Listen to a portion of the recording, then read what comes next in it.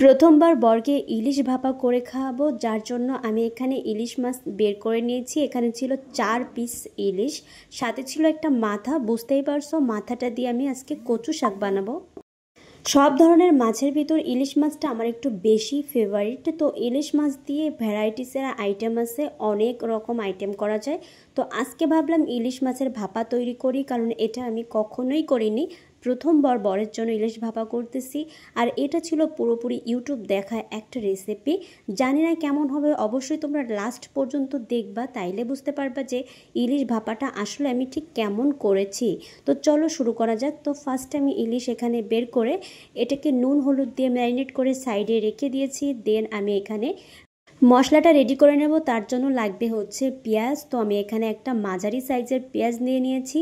তো তোমরা কারা ইলিশের বিভিন্ন ধরনের রেসিপি খেতে পছন্দ করো, অবশ্যই আমাকে কমেন্ট করবা। ইলিশ মাছ আমার সব থেকে বেশি ফেভারিট, সব থেকেই বেশি বলতে গেলে। কারণ হচ্ছে ইলিশ মাছ গরম গরম ভাজা খেতে যে কি মজা। আমাদের যখনই ইলিশ নিয়ে আসে আমি তো প্রথমবার ভাজা করি, কারণ ভাজা খেতে আমি আর আমার বর দুজনে খুবই পছন্দ করি।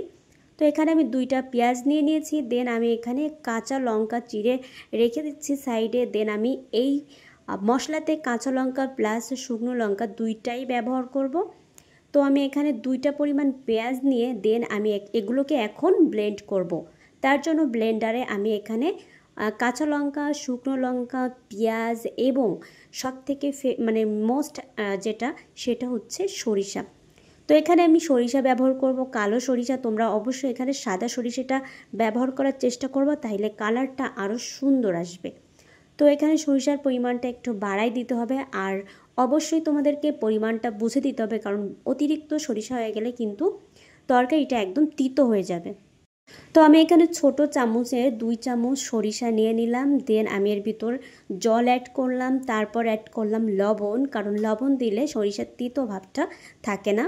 তো তারপর আমি এটাকে সুন্দর করে একদম মিহি করে ব্লেন্ড করে নিয়ে আসলাম। 2 থেকে 3 মিনিট ধরে আমি এটাকে ব্লেন্ড করছি, একদম মিহি পেস্ট। তো আমি এখন পেস্টটাকে সাইডে রাখবো। দেন আমার লাগবে এরকম একটা টিফিন কৌটা। তো তোমরা অবশ্যই এরকম স্টিলের টিফিন কৌটা লাগবে, তা না হলে ভাপাটা হবে না।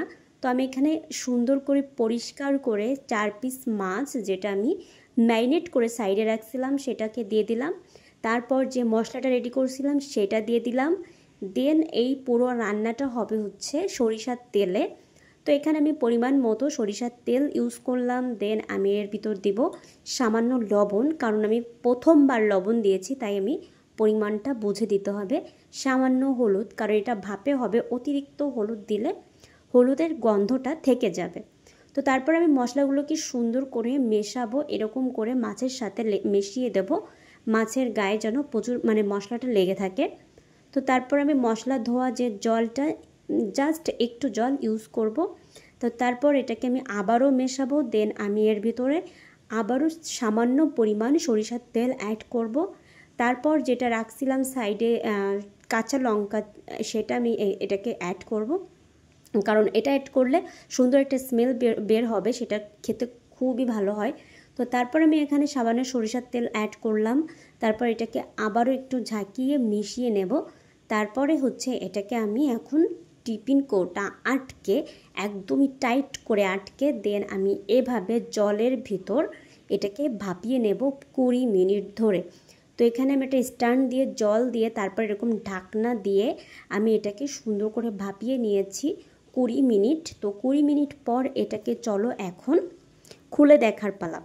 তো ইলিশ ভাপা এর আগে আমি কখনোই খাইনি, এই ফার্স্ট টাইম করতেছি, জানি না কেমন হবে। সরিষার তেল প্লাস সরিষা বাটা দুইটাই আমি এখানে ইউজ করছি, কতটা ঝাঁঝ হবে আমি বুঝতে পারছি না। তো আমি এখন খুলে দেখব এটার কি অবস্থা। আমি 20 মিনিট ঘড়ি ধরে 20 মিনিট এটাকে আমি জাল করে নিয়েছি। দেন এবার এটাকে আমি এখন খুলবো। তো দেখতেই পাচ্ছ কি অবস্থা, চলো দেখি এটাকে। আমি খুবই টেনশন আছি যে বিষয়টা কেমন হবে। তো চলো এখনই দেখি, এত সুন্দর একটা স্মেল বের হচ্ছে কি বলবো। তো এই যে খোলার পরে দেখো জাস্ট এরকম দেখতে হয়েছে। তো আমি বুঝতে পারছি না আসলে এটা হয়েছে কিনা, বা আরেকটু পরিমাণ কি এটাকে আমার জাল করা লাগবে কিনা সেটা আমি বুঝতে পারছি না। তো আমি ভাবলাম আর 10 মিনিট আমি এটাকে জাল করে নিই। মাছটা অবশ্যই এটা মাছটা হয়ে গেছিলো, বাট আমি তাও 10 মিনিট এটাকে আমি জাল করলাম। তো 10 মিনিট পরে এখন ফাইনাল লুক দেখার পালা। তো চলো দেখা যাক কেমন হয়েছে ইলিশ ভাপা। তো আজকের ইলিশ ভাপা এখনই আমি খুলবো। এই যে আমার ইলিশ ভাপা একেবারেই রেডি। এই যে এত সুন্দর একটা মানে ঘিরান বের হচ্ছে, কি বলবো।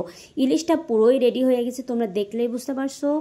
আর দেখো ঝোলটাও পরিমাণ মতো ঠিকই আছে, সব কিছুই একদম ঠিকঠাক, একদমই এত টেস্টি হয়েছে খেতে, জাস্ট খেয়ে পুরো ফ্যান হয়ে গেছি। মানে নেক্সট টাইম আমার মানে বর বলছে আবারও তুমি ইলিশ ভাপা বানাবা, মানে ওর এত পছন্দ হয়েছে, অনেক অনেক মজার ছিল। তো এই ভিডিওটা এই পর্যন্ত, টাটা বাই বাই।